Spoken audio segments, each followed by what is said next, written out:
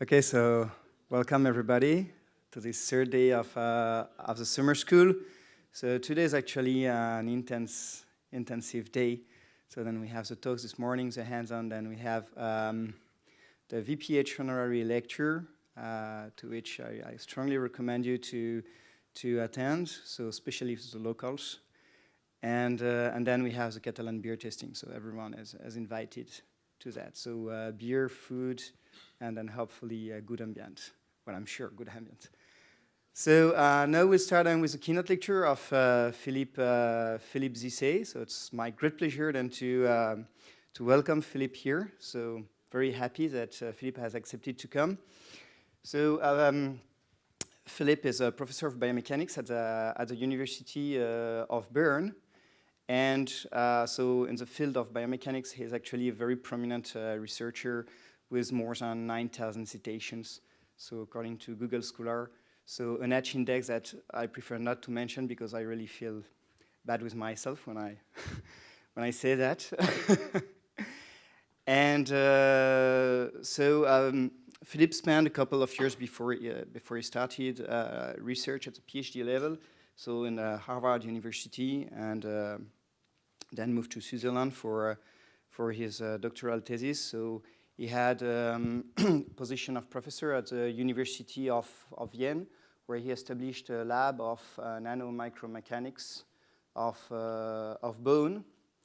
And now he's back to Switzerland, and then he continues so on exploring bone, so at a very nanoscale, but then always keeping the link with macroscale and then with clinical problems, so very integrative.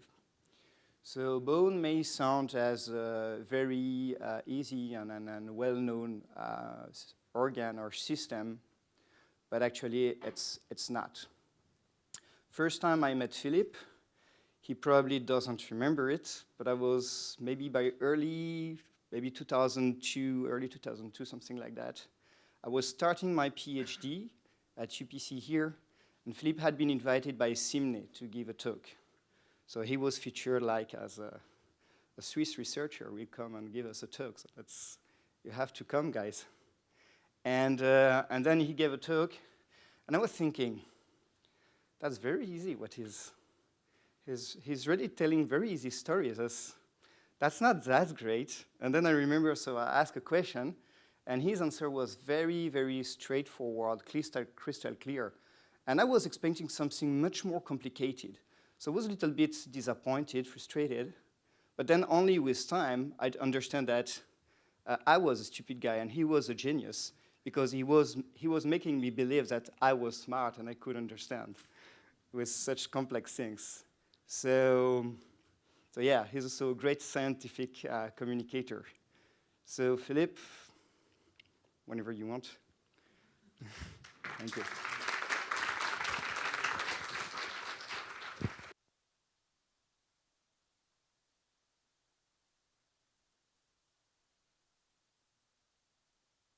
Pressing here? Okay, great. So now the pressure is on after this very flattering introduction. And of course, I would like to thank you very kindly, Jérôme, for the invitation. It's really a pleasure to be here. And I would like to start by saying that I really share this vision of VPH. Of course, it's a very ambitious program. It's already existing for many years. But I think we have to see it as an incremental program. I think it's a huge task, but we cannot promise too much of it, and that's sometimes the problem we were facing also at the EU level, that we were promising too much. But in general, we make very small steps in that direction. But I think as a leading motto or a leading vision, I think it's a very, very powerful one, and also it's therefore a pleasure to accept it. What I would like to do now this morning is to take you on a trip on this ladder of the hierarchical organization of bone. I understand there should be time for discussion, and so I would be really pleased if you interrupt me. And I will probably stop after you see I have 6 sections along this journey, and I will reserve a little bit of time. at the end of each of these sections for your questions. But still, if you have any burning ones, please go on and try to get into this. You realize we've been working on bone for a long time. I like to start with the origin. So bone is actually older as we are, and it interestingly didn't emerge as an endoskeleton, so as a skeleton inside of the body, but as an exoskeleton in those fishes several hundred millions years ago, and then played quite a significant role in evolution. So then this exoskeleton got internalized, so it became the material of which the internal skeleton is made, and this actually is still on fishes. And the early fishes had those very thin fins made of bone spicules that actually turned finally to evolve on being real bone structures that allowed then the evolution of the tetradomorpha, so having those small legs that allow them to go from shallow water then on land. And this is actually the start. These tetrapoda led to the amphibians and also to the reptiles. So it seems that bone tissue played really quite a significant role in the evolution to actually bring fishes on Earth. We have multiple functions. This is the classical review of the functions of bone. The primary, of course, is to provide stiffness for our mechanical activities, but also being an energy absorptive material that protects vital organs when you think of the skull or of the thorax, and finally also biological functions, which are always strongly intricated in the human body for the homeostasis of calcium, phosphorus, and also for the formation of blood cells. So why do we get interested in bone? It sounds quite obvious, but I want to very briefly review. There are a number of metallic bone diseases. Of course, fracture is a big issue following osteoporosis, but also implant fixation, and these very especially to osteoporotic patients, where the fixation of implants with screw and plates is very challenging because of the lack of material. So there is quite material to do. You see here the evolution of bone mass, which is the primary indicator actually also of the mechanical properties, where we reach a peak with 30 years old, and then it decreases in both men's and females with an accentuated drop here after menopause. And this drop is very regular. It's typically around 1% per year. And you wonder if this is really a disease or if it's just a natural aging process. So from that perspective, of course, women are directly impacted by this disease. And this picture represents also the evolution of bone from the formation up to the later senescence, where you start to see bending of the spine due to osteoporosis. So in a few words, what's the impact? So there is roughly one fracture every 3 seconds. There is about 1/3, 1 out of 3, 1 out of 5 men after 50 years old that will undergo a fracture. And it's very poorly diagnosed because it's very silent. You don't realize that actually you're losing bone, and suddenly an impact or a fall can actually produce a fracture. It's clear it's a strong socioeconomical impact and tends to increase due to the aging demography. So how do we diagnose osteoporosis? Very briefly, use a densitometric approach with a very low dose of X-ray that gives a 2-dimensional projection here, either of the lumbar spine in that case, or of the proximal femur. So the output is actually about density in grams per cc. And you're usually, according to the World Health Organization, having osteoporosis if your density is actually 2.5 standard deviation below the normal value for 30-year-old references. So this is a very crude, a very coarse diagnosis, and it was shown that actually most of the people who fracture are actually above this threshold. So it's not a very efficient threshold to actually decide upon, typically upon treatment. A slight evolution from this is the use of FRAX, which is a fracture risk calculator developed at the University of Sheffield, which is essentially based on epidemiological data about, you know, the prevalence of the disease in your family, your smoking habits, alcohol drinking, with or without Catalonian beer, the intake of medicine, and you can also include the score of the BMD score. But interestingly, the dominant parameter in this calculator is age in the end, because clearly you have an exponential increase of falls and fractures that are with age. So this is not doing much better than this calculator. And so research tries to refine actually and find what are the best indicators to actually identify the people who are really at risk of fractures. So having went through those motivations, let me go back quickly to the bone, and here from the composition, from the very starting point here, you have a ternary diagram with the three main components. And interestingly, you see that in nature, and this is mostly due to John Curry's work, here you see quite a line on different compositions where the organic part becomes smaller and smaller. And at the one end, you have antler deer, deer antler, that is actually very tough. It's supposed not to break. It's used for fighting and also for male prestige, okay? And this is not supposed to break, so it's very tough and it has a high amount of collagen. When you go down the line, you reach, for instance, the tympanic bulla of the whale, which is very highly mineralized, very little collagen because its function is to transmit sound, so acoustic signals, and therefore you don't want to have energy dissipation there, so you minimize there the collagen part. So it's a nice way to see how the function determine actually even at the lowest level the composition of the tissue. This is a recent overview of the organization of bone.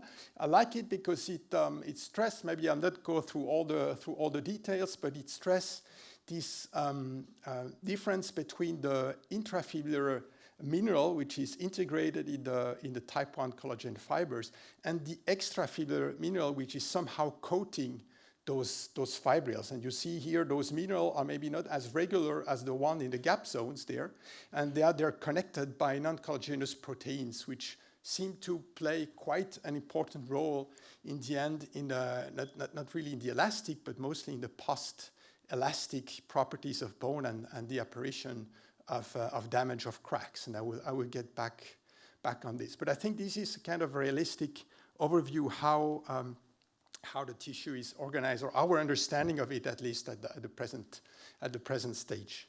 So I like usually to, plot somehow the picture of bone mechanics in this space and time diagram. As physicists, we like to put everything into space and time scales.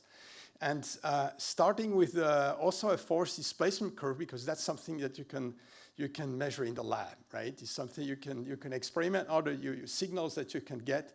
And the first part is the low force, small displacement here, which would correspond to physiological stimulation. So essentially walking and doing normal activities, bone will see very small strains and will actually behave along those rheological labels that we're using, which would be the elasticity, namely that it's perfectly reversible, but not fully perfectly reversible. There is very slight dissipation due to the collagen that we mentioned before, so we would speak of viscoelasticity, but then we also speak about poroelasticity, because there are those vascular channels and those canalicular channels that are filled with bone fluid. And when the bone change volume, then this fluid, of course, is pushed through this porosity, and actually can also bear some load, like in cartilage, but for bone only for really high strain rates, because it's not as deformable, of course, as cartilage due to the presence of the mineral. So it will probably only play a role on impacts from the mechanical perspective. On the other hand, it plays a central perspective for the perception of strains, right? This is really the mechanism through which we believe that strains are actually quantified or measured, somehow perceived by the osteocytes, and then also transferred to the bone lining cells on the bone surface. So that's what happens, and interestingly, those properties are mostly determined at the nanometer and micron level. We see that typically the elastic property is something that crosses actually very regularly the whole scale, and this is something that also can be measured. Also, it's tricky because you need to be very accurate on displacement there. So you need actually precise sensors to do that. The next step, when you start to overload, so then we're already speaking of a hit or maybe even a fall that would not lead yet to a fracture, but could actually damage your bone, where you actually start to initiate and accumulate cracks. And there you see actually this bending over from the force displacement curve. And when you actually unload, you realize that the bone has become a little bit shorter or a little bit longer. So it has actually changed slightly dimensions. And also the stiffness has actually been slightly reduced. So this is one of the key characteristics, that when you overload bone, on the one hand, you have some slippage that makes it change a little bit the dimensions, but also it becomes a little bit softer. And that's something you can also actually observe in fatigue. So the name here, plasticity, is a little bit misleading, because we speak of plasticity for metals with precise, dislocation mechanism. But here we're talking actually of slippage of cracks, and opening of cracks that would actually provide the damage. So this has also been described in metals, but then for later stages or much higher strains, that's the early strains at which plasticity already occurs. And then the next step is when we really got high impacts, you might reach a maximum force, and then those small cracks can actually coalesce into a larger crack, and this crack can be driven through the whole structure. And then we're really moving here maybe from continuum mechanics into fracture mechanics, and this can occur with a high strain rate here. It can also occur quasi-statically, as we do sometimes in experiments, because it's easier to control and to measure. You can also do creep. Also, this is maybe not such a physiological situation, and fatigue might be more appropriate typically to describe vertebral fracture. Since many vertebral fractures are actually spontaneous, you don't really need a trauma or an impact for the vertebrae to actually get compressed either anteriorly or even in a parallel fashion. So this would be a little bit the overview of, let's say, from the mechanical point of view, I would like to know.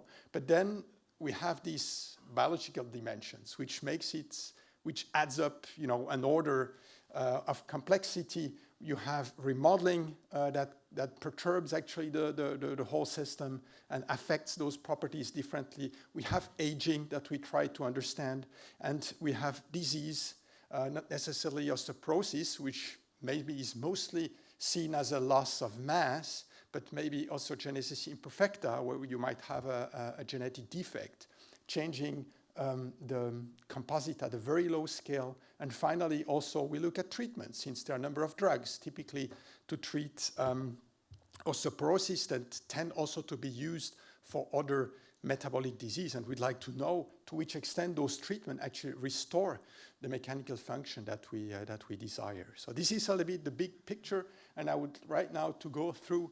I know it's a conference about modeling, so I try to just give one slide an overview and start with molecular dynamics, which actually I'm not familiar at all, but just to mention that it exists and that you can try to actually simulate how collagen molecules interact with each other, how they might interact with hydroxyapatite platelets, how they might be connected with crosslinks, and try from really atomistic potential to build up the mechanical behavior of groups of molecules. It's very, very challenging, and there are also some type of homogenization method to use to try to describe the behavior of single fibril.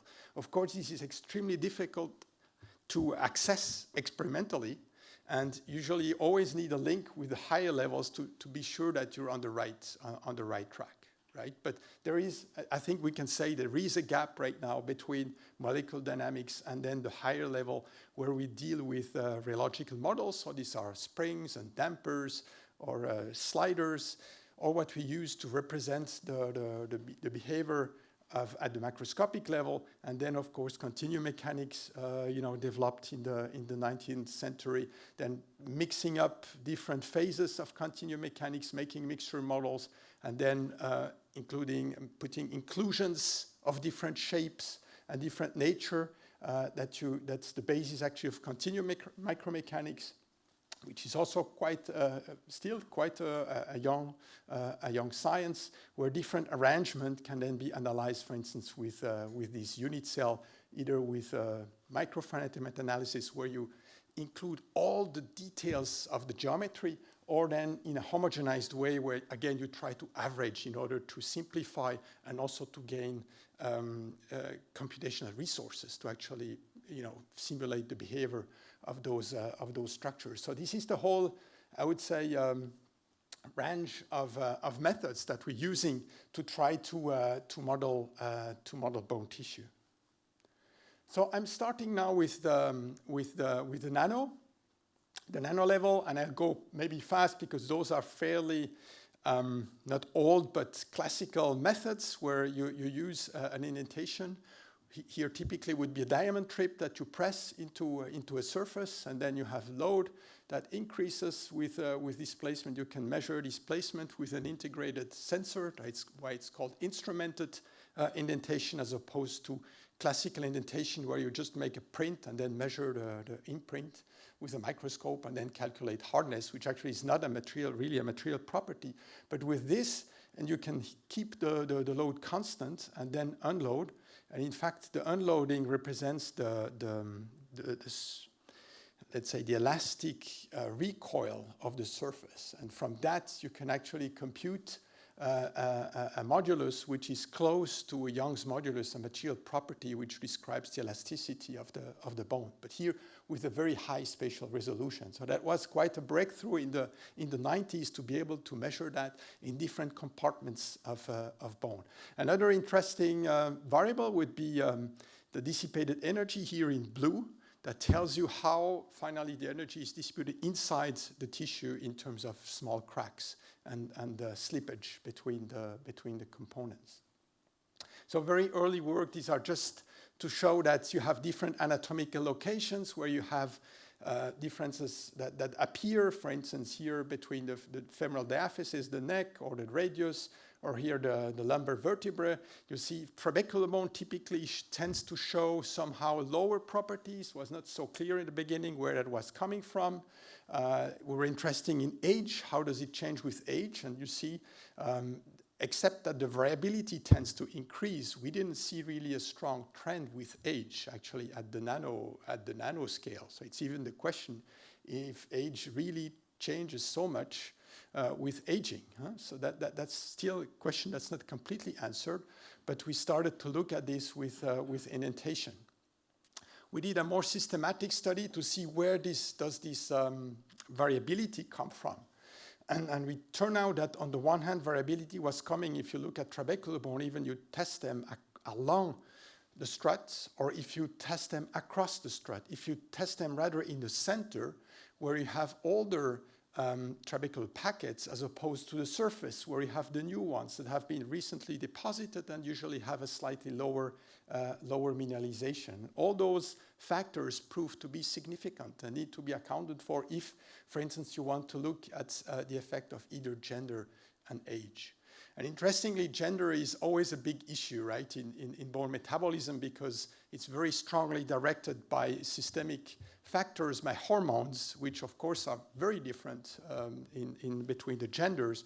But at the lower scale, at the really nanometric scale, it's obvious that there is absolutely no difference between female and male tissue. And we could not also redetect here any trend with age, at least for the elastic properties. We also looked at the dissipated energy, and here the results are essentially the same, maybe with the exception here of the wet case, where we believe that maybe in older bone, the water took more time to get back into the tissue, and maybe actually the result was actually inverse what we would expected, that the tissue should become more brittle with age. And here actually it's exactly the opposite. They dissipate more energy, but that's because they were not wetting again back so well as the younger tissue. But anyway, the difference is very small, right? And you cannot expect this having a large impact from a health point of view. This indentation technique can be applied to different parts. For instance, when we try to analyze here a vertebral body, look at the end plate here at the cortex on the side, and here this would be on the trabeculae there. And interestingly, you see again how the properties reflect function. So the end plate, you see these plots describe the stiffness in space. So the end plate would primarily be stiff in plane, right, as opposed to out of plane, as you would expect, because it's a bending structure. And here the cortex carries axial load, so this will be stiffest in the axial direction. And the same for the trabeculae, they will mostly be stiff in their axial direction in the way that they're actually loaded in the body. So this motivated us.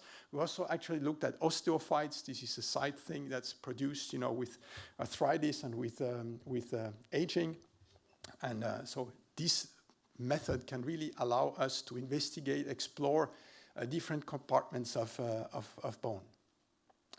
We were then motivated to develop an anisotropic theory so that we can use different indentation directions into an overall model. So that was available actually in 2001, and we started then to develop a first homogenization model for bone that would actually be able to predict what we were observing in those different directions. And you see here, this is a very classical mean field method. So this Mori-Tanaka method, where you have a homogeneous collagen matrix with mineral included in there in the form of ellipsoids. That's the assumptions of this theory, and having an extracellular matrix made of mineral and pores, and then build up a lamellar tissue with different main orientations of that composite. So this would then be the extrafibular matrix that contains here those collagen fibrils. And then from layer to layer, the orientation can actually change. So that's what's been observed. And you can then calculate from with the mean field theory, you can calculate actually the anisotropic elasticity tensor of an arrangement like this. So we went through the existing theories. One is this twisted plywood, where the angle of the layers here of those collagen fibrils would actually change regularly from one end to the other. So this would be the radial direction, for instance, in an osteon, or perpendicular to a trabeculae. So this would be the linear change in the angle. This would be it's called the orthogonal model, where you have a jump from -45 to +45. That would correspond to this SEM image. You see here, half of it has -45 and +45. We have another observation that was reported by Weiner with these different sublayers that are reflected again here. They interpreted actually this image to come up with this diagram. And finally, there are diffraction studies that actually were done to try to measure what is the main fibril direction using small angle X-ray diffraction. And here you see for different lamella from the inside here to the outside of an osteon, looking at the different orientations here of these collagen fibrils. And so we went through this homogenization with our fibril array, and now we imposed those different orientations according to those 4 different models, and compare the results with indentation that we've been doing in single osteons. Here you see in the axial direction, but also in the transverse direction, and see which one would correspond best with this observation. And here you see the twisted plywood. This is the orthogonal plywood, and you see because they are so regular, in the end, they don't have a favored orientation. So they're mostly either isotropic or somehow cubic. And you need actually this 5-layer pattern in order to have some anisotropy as we observe it in the indentation experiment. And if we now go through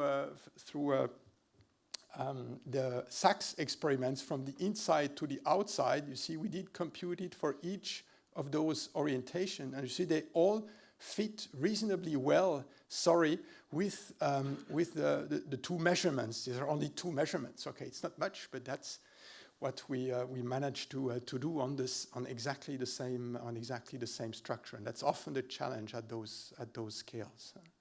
So that was satisfactory. We even tried to do 1 additional direction by starting with a 45-degree cut of the osteon and then polishing the front part, and so we could indent also from the side, and then polishing from the top so that we could also make a measurement from the top. So we had a little bit more, and then we could, so these are the experimental cuts here that you recognize in the geometry of the osteon, and then with the calculation you can fit actually this with this ellipsoidal distribution. That was the standard deviation and we can compute then what would be the elasticity tensor for this lamellar bone composite. Okay, so that was a typical effort to try to modeling and measuring at the nanoscale. Now I'm switching to the modeling at the upper scale. This was only devoted to elastic properties because that's what nanoindentation gives us, right? This is just the elastic behavior. And of course, we're interested in fractures, so we would like to see what happens when we overload the bone. So we need to come up with a model that reproduces that curve that I showed you at the very beginning, namely that you would have an elastic behavior, and when you reach a threshold, you actually accumulate cracks. And when you unload, you have some residual strain, and you have a reduction of stiffness. That's just what we observe. This is purely phenomenological at this point. And we integrate this into a finite element model, so this would be the corresponding Hierarchical model, so that we could actually simulate what happens during indentation. So here we have a conical indent, which is a fair representation of the Berkovich, those pyramidal indents that are using in the experiment. The analytical formula is the same for the cone as for this Berkovich tip. And so here we could investigate the different modeling for this damage behavior of the bone. And we could try to test it with the indentation experiment that was available at that scale. So we investigate first the fact that there is damage or no damage. So in that curve, no damage means that we would unload the same way as the loading. So it would be like metal plasticity, okay? And this would be with damage where you have this reduction by 1 minus d of the slope. Because clearly you think, oh, but if I'm indenting and then I'm overloading, then clearly I will unload along a weaker slope. So what I'm measuring in nanoindentation actually is lower than what I would like to know about the original state. So that was our concern when we did, why we actually was motivating. And these are essentially the failure surfaces that are using in material science to see what is the mechanism of that's driving this damage. You know, is it more a hydrostatic pressure or is it more shear stress that drives this? So we use different surfaces from the literature to see maybe which one would fit best our indentation curve. So we did have viscosity in the model, but we decided to only go for the purely elastic one to save computational time. And we see now our simulated indentation curves using these nonlinear FE analysis. And this is the case without damage, and that's the case with damage. You see there is a substantial decrease actually also of the slope of the modulus that you measure if you increase the damage. So damage is part of the game. It means that you cannot interpret indentation in bone as you would interpret indentation in a metal, right? Where you don't have the damage, where you mostly have this plasticity process. On the other hand, you see also that the choice now of the yield surface here is quite substantial also. I mean, you can almost a 50% reduction depending on which model you're using. And our difficulty here is that you have two aspects. At the same time, you have the damage, but you have off the surface. There is no way we could actually separate at this point the two effects to come up with something that allow us to be able to discriminate, for instance, post-yield properties in one bone compared to the other using indentation. So that was a little bit the end of our indentation adventure. You see variability is quite substantial. We can actually duplicate also the creep. You see if we have the viscoelastic, the viscoplastic in that case property that you actually accumulate some strain with time and then you unload. Qualitatively, of course, it fits quite nicely, but many models could produce the same curve. So it's difficult to do an invert method. We also spend a little bit of time looking at the shape of those indents because it leaves an imprint on the tissue. And what you see here would be copper. So this would be a ductile, very ductile metal. You see there is a lot of pileup here, so it extrudes over the surface from the beginning. And that's actually a confounding problem, and not very well known in nanoindentation. This would be PMMA. You see that has rather sink in where the surface doesn't go up, and in the middle you have bone in axial or in transverse direction. It's human and ovine tissue. So there would be one way to use those profiles in order to match the properties of the tissue. All right, so I spent quite some time at the nano level. Would anyone have a question regarding this nano thing, or should I go on? Nothing burning. I keep talking. So to overcome this problem that we only have this indentation modulus and dissipated energy, we had to come up with a new method to test bone at the lower scale, at the ECM scale. So that's where my former PhD student, Jakob, met actually the head of the nanomechanics lab at the Swiss Material Science and Technology labs when they actually use fit milling to produce very small structures in a variety of different materials, but they've never done it in bone. So they went, let's try it. And by putting the bone surface into an electron microscope, you can actually mill out structures with a focused ion beam. And here you can make quite regular pillars with a very little conicity here that you could then test here with you see the scheme here with a flat punch. So it's still indentation, but now you're really testing a structure with a flat indenter. Let me start here quickly the animation. That's the view from so these are actually a picture from electrons, okay, that are backscattered here from the surface. You see really how the pillar gets compressed and how the crack starts to go through here, and you see the relaxation.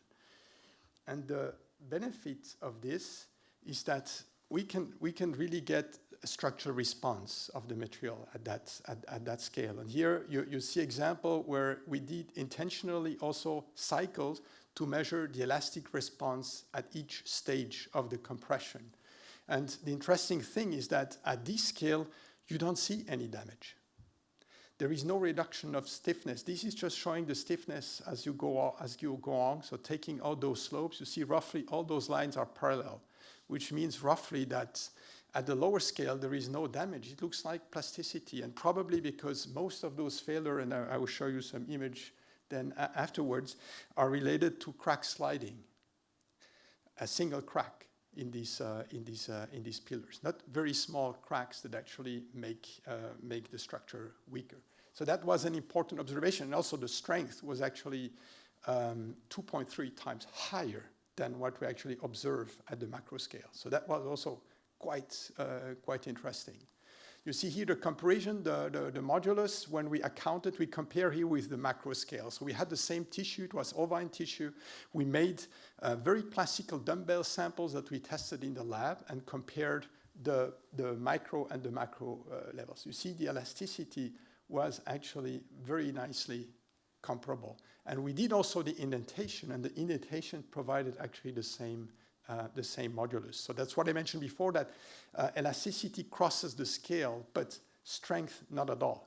You see here this factor 2.3 higher at that level for the dry tissue, because as you realize here, this was done in a scanning electron microscope. And we also observed the difference here between, we did axial pillars, but we also made transverse pillars. So we cut the osteon in long and then milled the pillar across the direction of the osteons. So that was the first evidence of a strong scale effect here in bone. We continued and tried to test them wet, because clearly it's a strong limitation to test dry. We've seen in nano indentation that we had up to 30% difference between the wet and the dry state, and I think especially for post-yield properties, this will be very critical. So we essentially use the same technique, but then fill the crater that's being produced by the ion beam.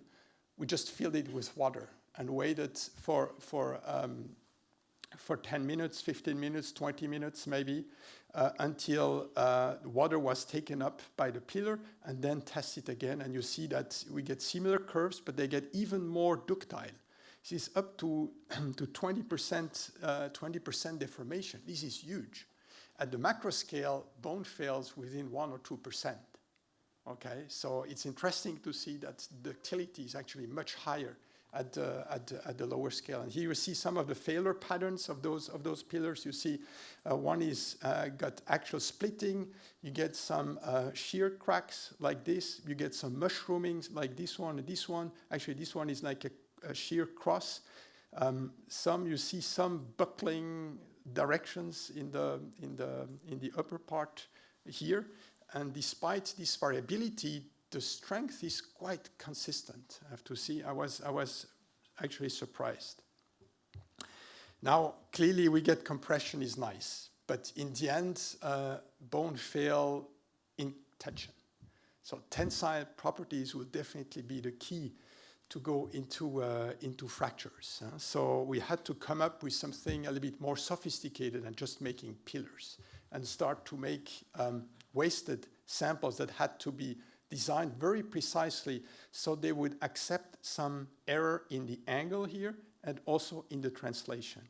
That's how you have to make a wall, and then you actually sculpt the sample with the ion beam in the other direction by tilting the sample and then cutting out. So this is even smaller. The previous pillars were about 5 microns in diameter, 10 microns in length. These would be only 1.5 micron and about 4 to 5 microns in depth here. That's just 2 steps of the optimization to try to minimize the stress concentration factor, so you're sure that failure will occur in the center and not at the boundaries because of the fillet of the sample. So you see ASTM is pretty good, but we had to adapt also the gripper so that the stiffness of the gripper is tolerant to a little bit of error without increasing the stress concentration. So that was really a nice design problem for the student. I show here the video. You have to look carefully because the displacements, of course, are very small. There are some cyclic, and then we move to a higher value, and then we cycle further. You see some defects that probably are conical, and suddenly, zang, it breaks, and you will not find the sample again because all the elastic energy, actually, at this at this scale, it just flies away. But it's a unique set, of course, of information because we get now tensile properties at that scale here in the axial direction. Transverse direction is about a factor of 2 difference. You see the different failing modes. Here, this is the cross-section of the sample with a canalicule going through. Always you need a defect to trigger the failure. And you see some small dots that would correspond to fiber, collagen fiber pullout. And here you see more the in-plane structures that you have in the transverse direction, where it's a matrix failure there. And you don't have so much fiber bridging in that case. So that would conclude the micro case. I'm not sure how I'm doing time-wise. Okay, I think maybe I'll have to speed up a little bit. Move to the mesoscale. And there we're back into cracks. So this is a histology of bone that has been failed, either overloaded, either in tension and compression. As you would expect here, you might see them in tension. You get those thin transverse cracks at different areas. They're not perfectly transverse. Of course, often this is dominated by the anatomy, by the lamellae. But overall, you get this picture of an array of parallel cracks for tension. And in compression, well, you see typical those shear bands that are crossing roughly at 45 degrees. So clearly, those are different mechanisms of damage. And now the question we're asking is typically for hip fractures. You know that we're walking all day in a certain actually optimized loading direction, which is mostly compressive. But then when we fall on the side, the femur is loaded in a completely different way as in the anatomical or physiological situation. And we thought maybe how does the damage accumulated under compression, under physiological loading, would actually influence the fragility of the tissue then under a new load case, and vice versa. If it would be loaded in tension, how would be the effect in compression? So we were really interested in looking at the interaction of damage between these two kinds of cracks. So we did an experiment at the mesoscale. So these are millimeter scale compact bone samples here, bovine. So they were embedded actually into or glued into aluminum bars in order to warrant a perfect alignment, because that's always the problem. Is as soon if you fix the samples in an improper way, they may slightly misaligned, and then you have a lot of bending in the experiment. So by using just one piece and then milling through actually the aluminum here, it allows you to have a perfectly aligned fixture to do then the test in tension compression of this, and then also having the radius that prevents any stress concentration into this. So we made the following experiments. So here you see these are the very classical monotonic tests, but they're put all on the same axis. Huh? So in red you see just monotonic tension, and they are all the experiments are here. And this is compression. And you see typically this factor of 2 difference between the strength in these two modes. And then we've looked at those mixed modes where we were overloading here first in blue in compression, and then we were interrogating the tissue in tension. You see actually that when you overload in compression, you see some reduction of stiffness in tension. This is the reverse experiment where we overload in tension and then we interrogate the tissue in compression. And what you see is what you would expect, namely that the crack open here and then they close, and when you continue they close and you don't see any damage. Okay, you don't see any influence on the compressive side. And that's also what we could see here from the elastic perspective, but then when we overload it, so we did produce damage in tension, and we overload in compression was not affected.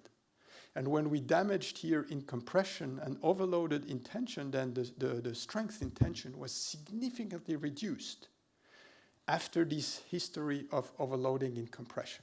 So it seems really that the loading history can have an impact then on the properties. So we said, okay, let's come up with a simple model that can actually explain this behavior.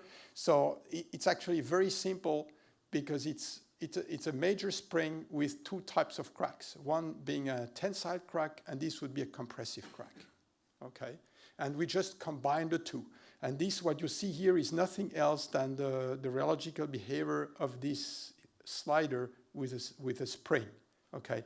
Here it cannot go beyond because you have a stopper to say, okay, this is only a compression crack, so it cannot extend into tension, okay? Well, here the same, the one in tension could not extend into compression, so it stops here at this boundary. When we combine this now, so I'm just showing here what's the outcome. If I apply some cyclic loading history here, you see how the rheological model behaves on that side. This would be the stress response, and this would then be the stress strain diagram. Okay, nobody ever, and you see that it can reach actually failure when you go beyond a certain strain here, then the system falls apart. Okay, it means the crack actually goes through, propagates, and this rheological element is out. And this can be associated as subvolume of the tissue. And then the same thing here in tension. So we've never seen something like this, of course, because we need now to make the statistics of this. So we look at the tissue as being an array of such elements having cracks in tension and cracks also in compression. And there we were careful in adjusting the statistics that all the properties of the ECM, so everything that's elastic, has actually a normal distribution, a well-defined distribution that we've observed and measured in nanoindentation and so on. But all the crack properties, they could be history of previous cracks, so they can have different levels of advance. So we choose a uniform distribution for the properties of those cracks in the population of cracks in the system. And with this, we had a limited number of parameters. Of course, that's always the goal. The less, the better, of course. But the dark one are the Gaussian distributed, and the ones are the uniform distributed. Those could be taken from the micropillar experiments, and those were fitted with the monotonic tensile curve. And that was an extra one that's describing the shift of the curve in the tensile case. And with this set of constants, we moved on and tried to see if we can reproduce our experiments. These are the monotonic curves in compression and tension. And we, of course, looked at the stability with the number of rheological models. So this goes here from 240, and we see after 2,000, nothing happens anymore. Right? You have a Gaussian distribution, you get exactly the same response, and the same in tension. Now the interesting thing is here for the mixed modes.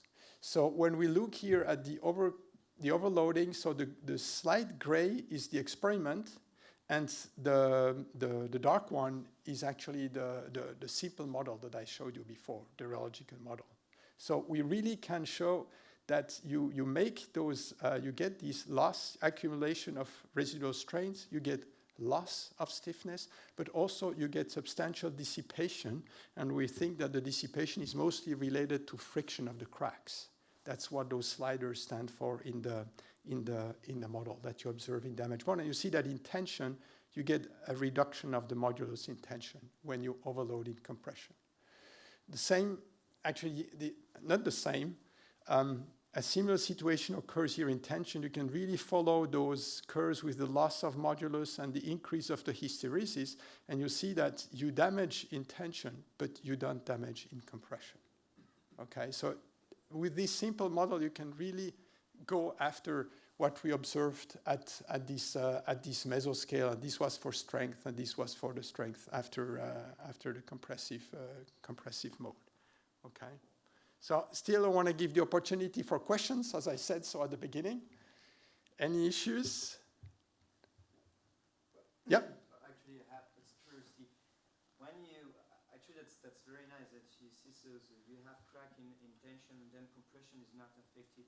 So would that somehow link to the known mechanosensitivity of bone cells that you mostly can have bone remodeling when the bone is under traction, and you mostly have bone resorption when you're under pure compression? because actually bone remodeling is activated by microcracks. So would that link somehow to that? That's a good point. So the question is, how is bone remodeling related to this observation of a different behavior in tension and compression? I think probably the most successful remodeling theories now that are used, for instance, to describe those rat tail vertebra experiments are actually based on strain energy density that do not make a difference between tension and compression. So right now, those theories, they actually don't really look at those effects, and it seems that they do pretty well. So it doesn't seem obvious that they would be sensitive to only one of those, but I'm pretty sure that that's more speculative. I think that the body does everything to avoid tension in the normal loading, and that probably the sensitivity in tension and compression, as you see from the strength, is quite different between the two modes. So my belief is that the sensitivity for the two modes is different.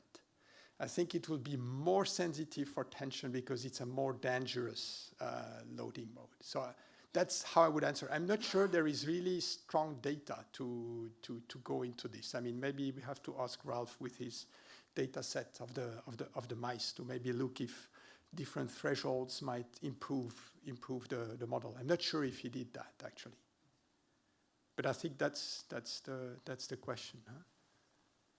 Any other things regarding the mesoscale? All right, so then I would move to the trabeculae. So, the trabeculae has, and we'll see that, has really been opened up with the micro-CT technology, we have to say, that produces those nice three-dimensional reconstruction. And so the first thing that we wanted to know is, are we able, based on those reconstructions, to predict finally the behavior of a cylinder of trabecular bone like this that we can test here in the machine, that we can actually embed, test in nanoindentation, measure the elastic modulus, and then put this into a finite element model and be able to predict what we observe there. And well, the answer is pretty good. It fits quite well.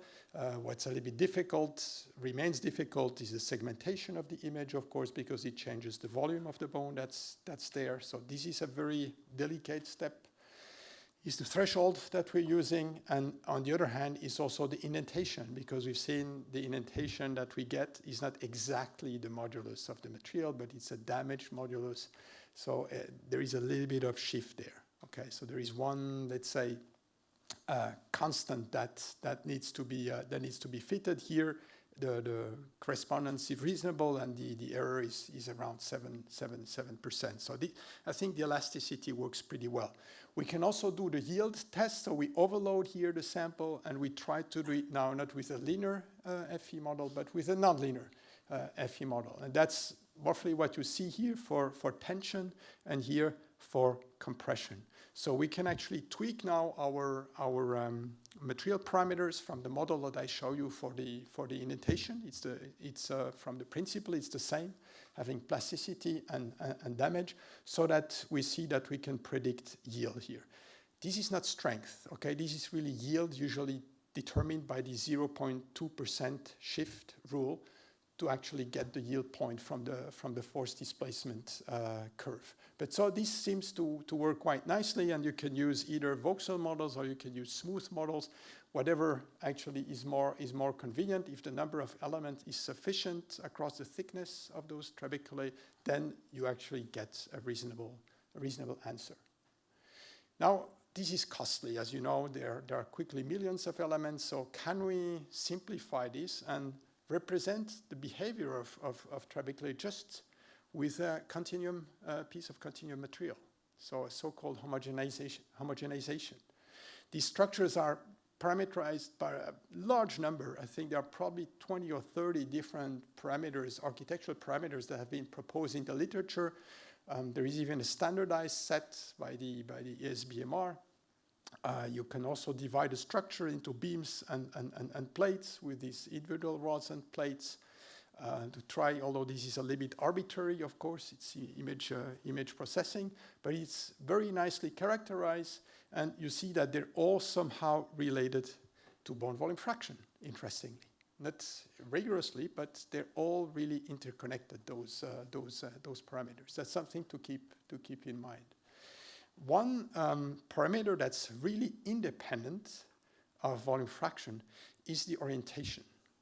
And the orientation we can measure it either with for instance, with the mean intercept length method on segmented image, or with this gradient structure tensor. We essentially look at the gradients in a grayscale image. So you can extract it in both, and you see the correspondence is actually very good. They exactly tell us the same thing. We just have to normalize, let's say, those tensors, because their amplitudes would likely to be different. Gradient is not exactly the same thing as the number of intersections that we have in mean intercept length. But in general, then later in the modeling, we'll always normalize those fabric tensor, and therefore it's no problem. You see that the correspondence is really good.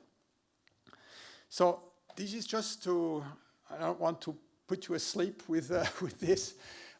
This is just to mention that at some point we try to relate the elasticity tensor with the volume fraction and this fabric tensor, that we thought volume fraction is probably the most important parameter among this list.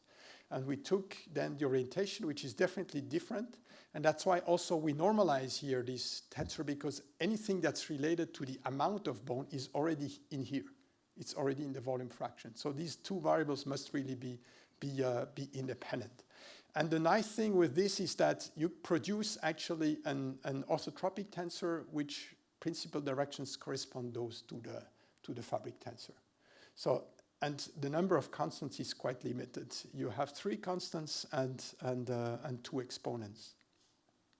So in order to verify this, because that would be a very quick homogenization, right? You would just need density and fabric, and that's it. And then you have the elastic properties. So that would be quite fast. So we did that with those micro-FE models. You need 6 load case in order to get the fully anisotropic stiffness tensor. And this is the result, where you see the stiffness components that you calculate with the FE method of those cubes. I think here you have the numbers here. So there are about 264 samples here for the femur, and this is the one predicted by this simple model using volume fraction and fabric. Okay, so there is still substantial variation here. You can get up to 20%, plus minus 20% error. Okay, at the same time, you see you have fluctuations over at least 3 orders of magnitude here, and those are very well captured. Okay, and the cost here is absolutely minimal. What's interesting, and that was a study where we looked at diseased bone, trabecular bone. Hypoparathyroidism is a disease where you get a very low amount, if any, of parathormone, which means that the remodeling rate is extremely low. And some people argue that they have a different architecture and might make those people more prone to fractures. And so we decided, well, let's look how the architecture of those biopsies, these were iliac crest biopsies, compared to controls if you have the same range of BVTV and fabric. And when you look at this, I think the red ones are the controls and the blue ones are the hypoparathyroid. You see that their relationship between the morphology and the stiffness is exactly the same. So it means the architecture of those patients has the same mechanical value as this one. And I think it's an interesting method to actually look if there are architectural disturbances of the structure. And so far, we could never detect one for elasticity, okay? Which might imply, I can make here the link again with bone remodeling, that even the remodeling is low, it still puts the material or removes the material at the right location so that the mechanical function is preserved. Okay, so I think this is an interesting approach to look at this hypothesis.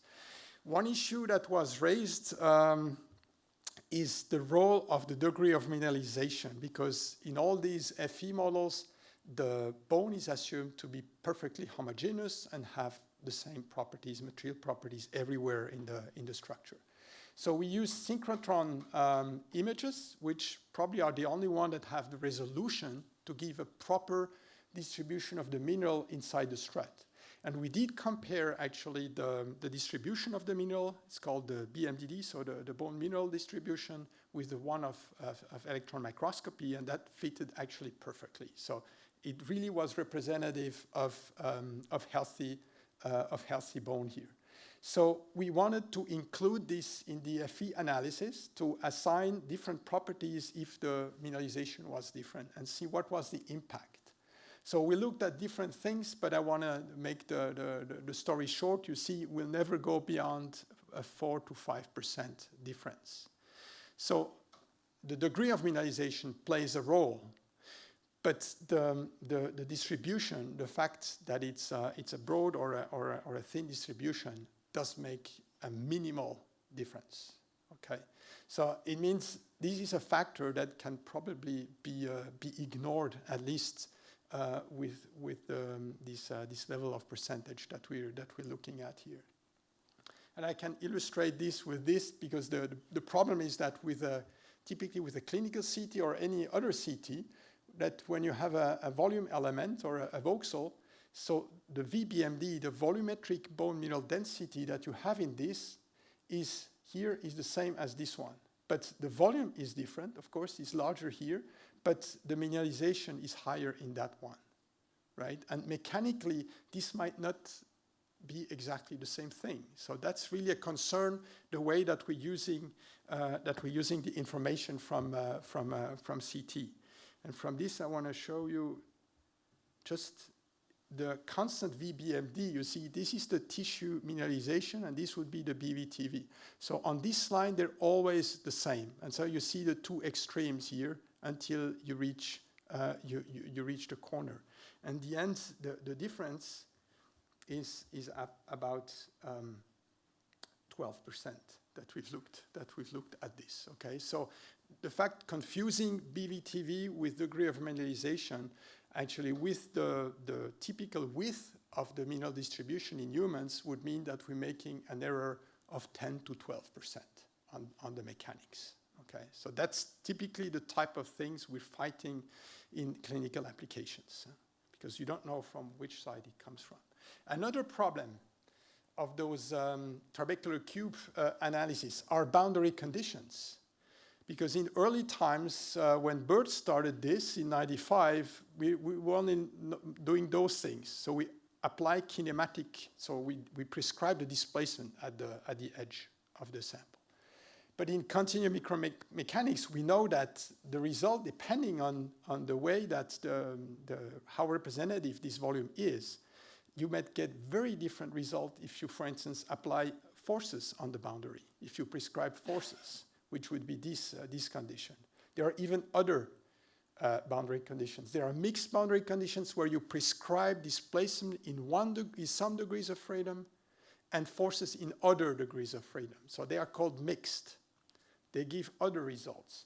When we look, which is the best if you have a periodic structure, then you perfectly get the perfect answer if you apply periodic boundary conditions. Because if the cell is sufficiently small in the structure, you know that the field will indeed be periodic and you get exact solution there. But if the material is not periodic, of course, it's an approximation again. So we went through this experiment where we took a bone cube, small models, and looked actually at those three different boundary conditions, but we needed the gold standard.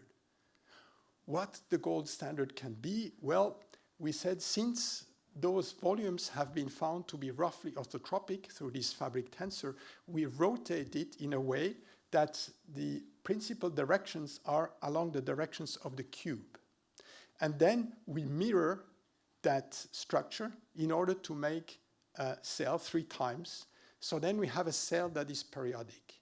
And we don't actually break or disturb the natural symmetry of this material. And this we chose this as the gold standard because we can apply boundary conditions on this, and this should be the effective properties, and then we can compare those with this one.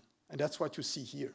For instance, Young's moduli, shear moduli, Poisson's ratio, and you see the impact at low density is huge.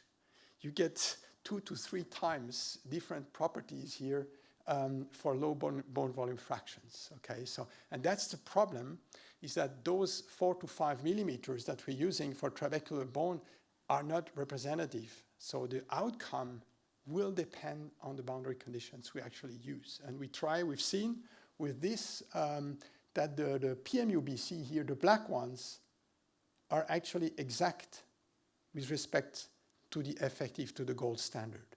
So the mixed boundary conditions are really the right one to use in any investigation now of those apparent properties of cancellous bone. One more thing I would like to tell you for trabeculae are the fact that this relationship between volume fraction fabric and stiffness can also be looked at for the yield surface, namely the yield state at which the material will start to fail or to produce cracks.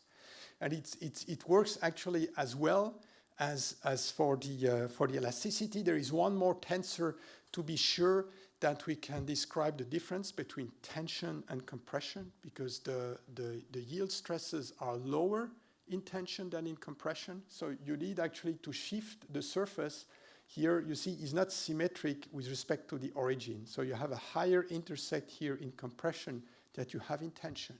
So that's what the second order tensor makes. It shifts actually the surface out there. And so we did again the experiment, but this time by using mixed boundary conditions for those cubes. And we did nonlinear analysis and looked at the yield surface this time. And the yield surface, you see, you can also see that the model, the yield, or let's say the fabric yield model also is able to predict the surface. It's a bit less precise with the PMUBC, but we can also do it with those mixed boundary conditions.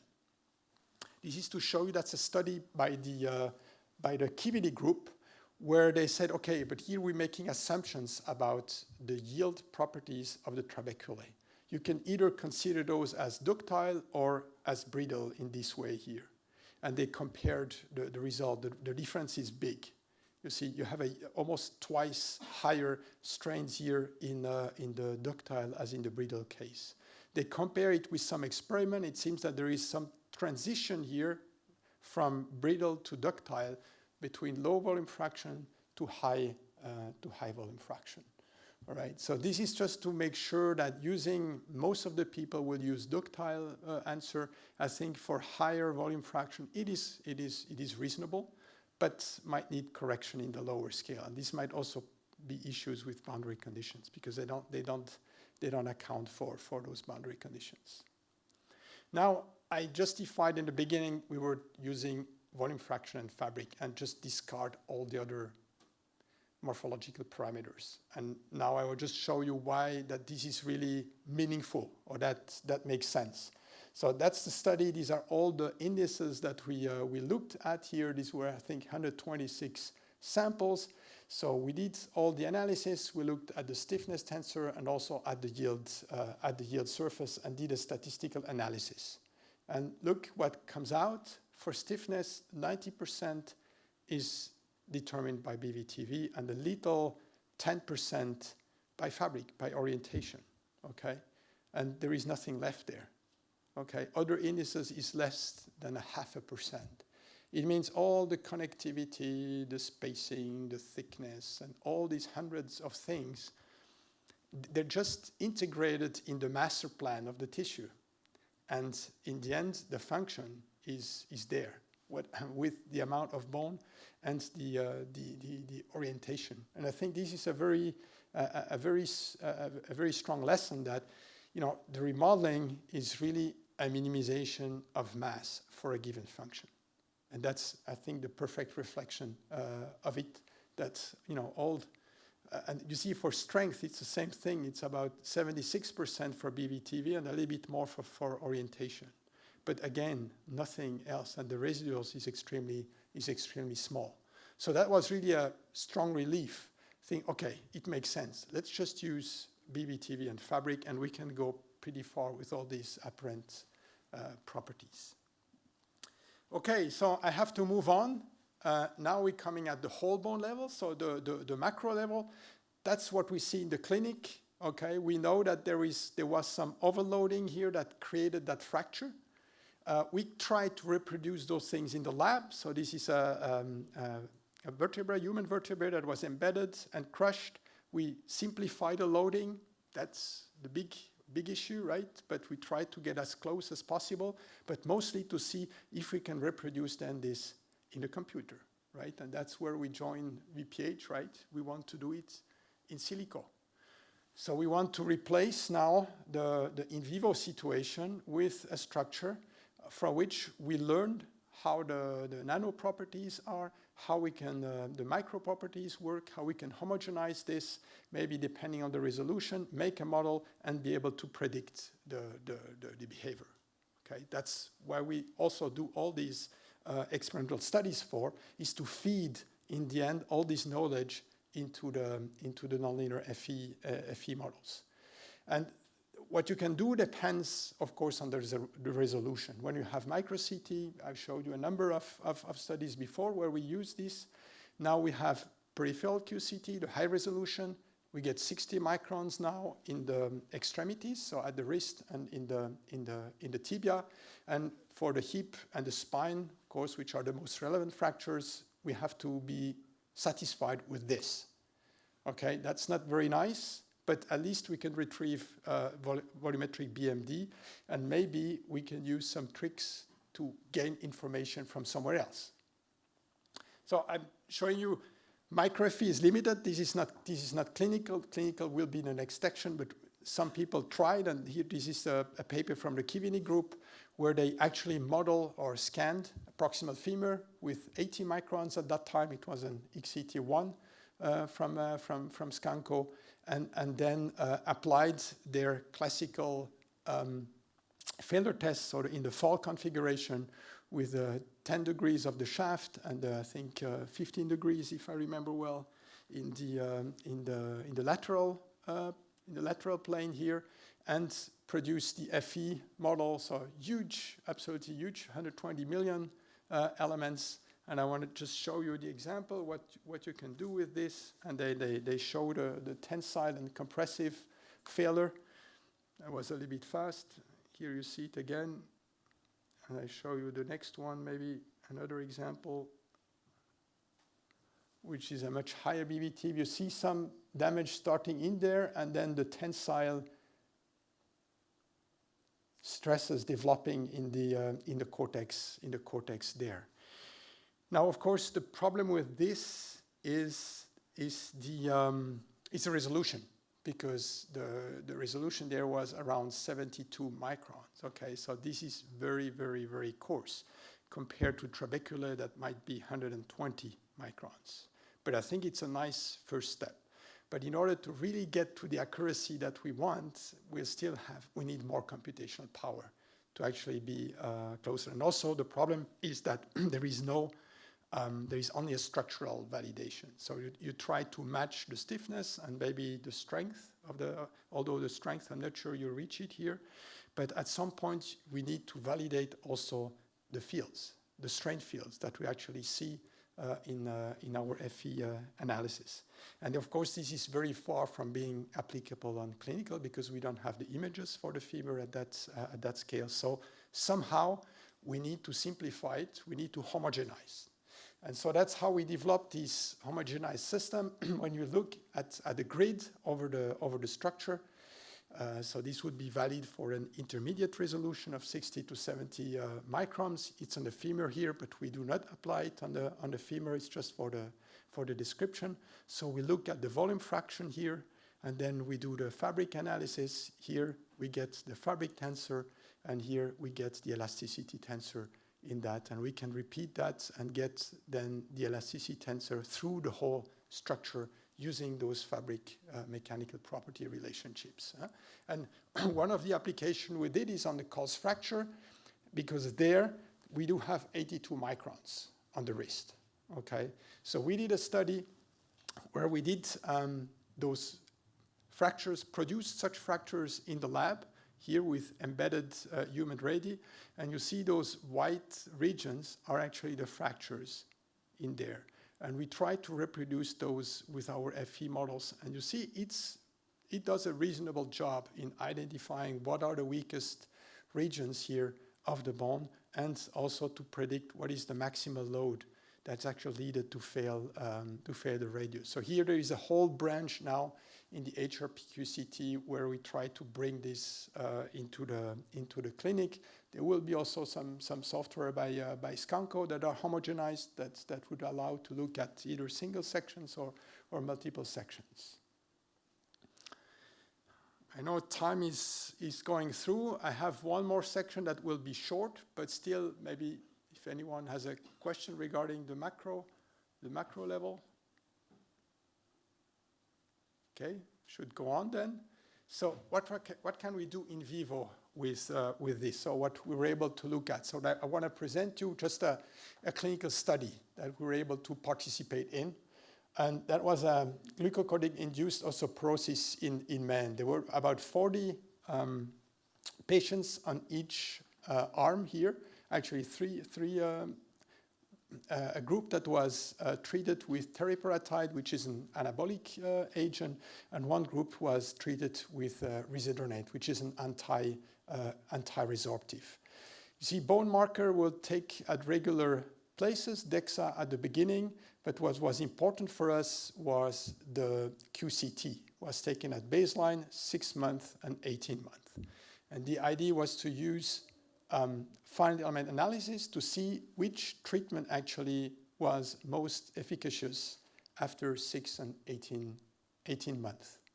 So that's what we had available. So classical CT, it was high resolution, but clinical CT with a calibration phantom. And that's very nice because in most cases you don't have these calibration phantoms, and you really need it in order to get accurate volumetric BMD at each point, especially if you have a multicentric study where you have different CTs and different machines being used.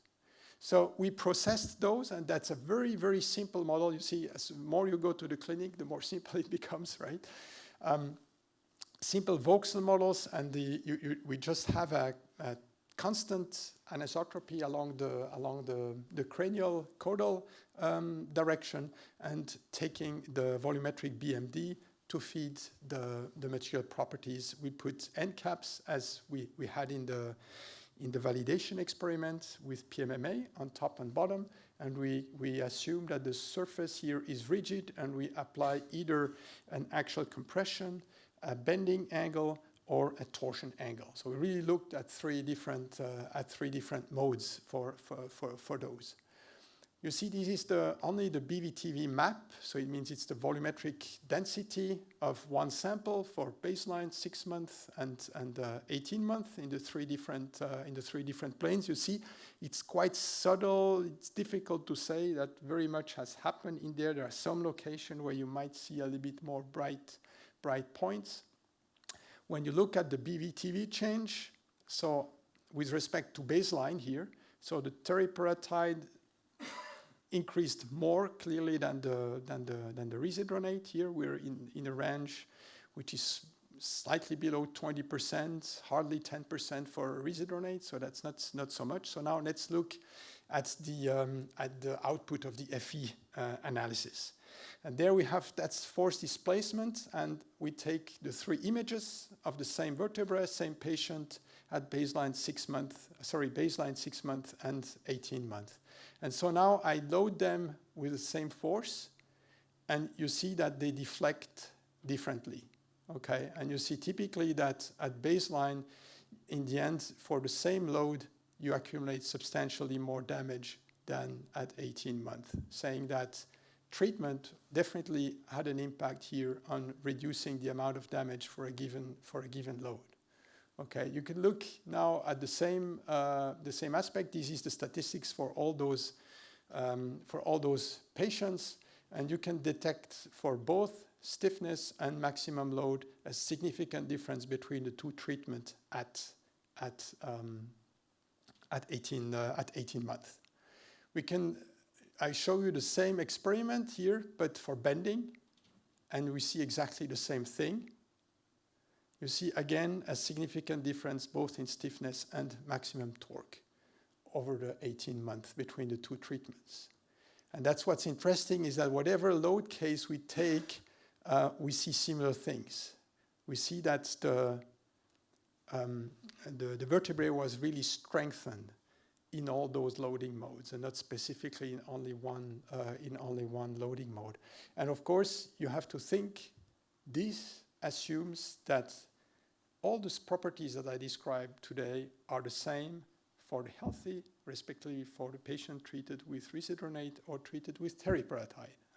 And this is the fundamental assumption, is that the tissue is the same, that the architecture is the same in these two populations. But so far, it seems to be verified. We didn't have examples where this deviated actually from the healthy situation. So that brings me to the conclusions. Very briefly, maybe one for each section. That nanoindentation can resolve this architecture of bone to the sublaminar level even better than the micro pillars, and that those micropillars and microtensile samples actually reveal this transition a little bit from ductile to brittle when we change scale, when we see that ultimate strains are much higher at the lower scale than upper, which is probably necessary because all the vasculature and porosity that we have in there. That tensile and compressive tests for compact bone, they exhibit this distinct damage behavior in tension compression.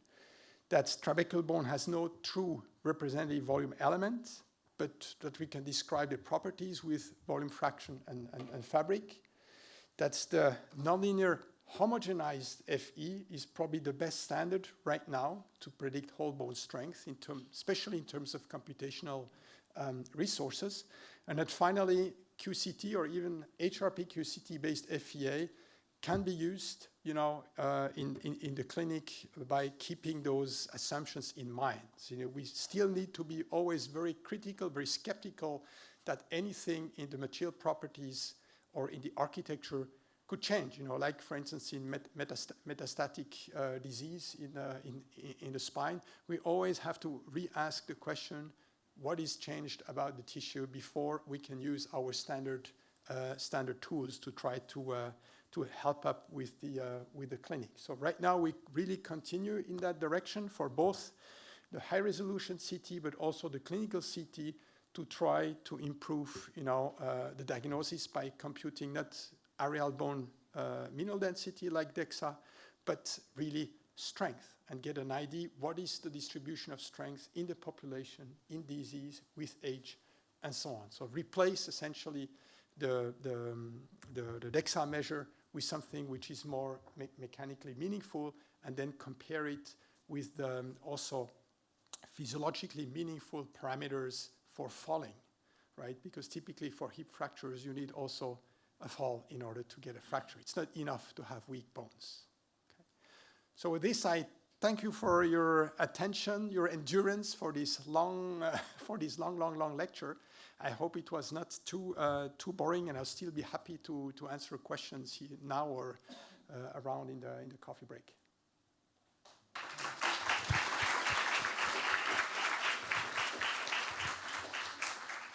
So there is something that really caught my attention, is that I don't remember. So I don't know if you remember the welcome ceremony. So I quoted one of my colleagues saying that everyone believes in experiments except the one who has done the experiment, and no one believes in model except the one who has done the model. I think the very first part of Philippe's talk so illustrated very nicely this, when you're actually using the model in order to assess whether a specific experiment is suitable and to explore such a complex tissue. So then we've seen different presentations with experimental uptakes, but I think this is the first time we're really seeing a study that questions whether the experiment is a suitable one. So before we incorporate then the data within modeling and multiscale propagation of modeling. So I think that was very, very nice illustration of something else we have to take care of when we are coupling experimental data and models. There any question? No. So I do have some questions. So when you're assessing, for example, then so at the micro level, when you're assessing damage, and then you see that actually the slope doesn't change, and you say that it would be then pure plasticity rather than else. So I'm sure you're aware about the work of the group of Christian Helmich about multiscale modeling, and they actually got very nice correspondence between model predictions and experiments when they simulated slippage of hydroxyapatite crystals, so with damage. Yep. And actually they come to a very similar conclusion because they use a plasticity model in order to do that, and naturally a damage model.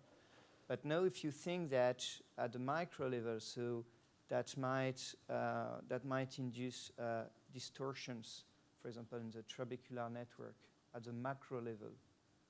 So how do you think then this kind of thing can actually interfere on the effective fragility of now the macroscopic structure? Yeah, I think the difficulty with going to that scale is really the lack of observation capability. So to my knowledge, we're not able to measure the slippage, between collagen and hydroxyapatites in an experiment. So that's what pushes me to keep the fingers off any modeling of this if I have no more information. And I think in the damage, you see, we rather come actually from top down. And the overview that I showed at the beginning shows really very much the importance of this extrafibular mineral versus intrafibular mineral, and especially the role of those NCPs. And I think this would be a very interesting first thing that we're looking at now, is to look at slippage between the extrafibular matrix and the fibril themselves. And we have tools, right? We have either XFEM or we have cohesive zone elements where we can start to look at interfaces, but I'm a little bit just reluctant to jump into that scale very low where we have actually no information. And I rather have the impression that because we didn't see any damage in those, so I think there it's really because of the crack. You have only one big crack in the pillar. So there you have a frictional sliding problem, which doesn't have really a damage, right? Because the resistance is in the end the same. It's like friction.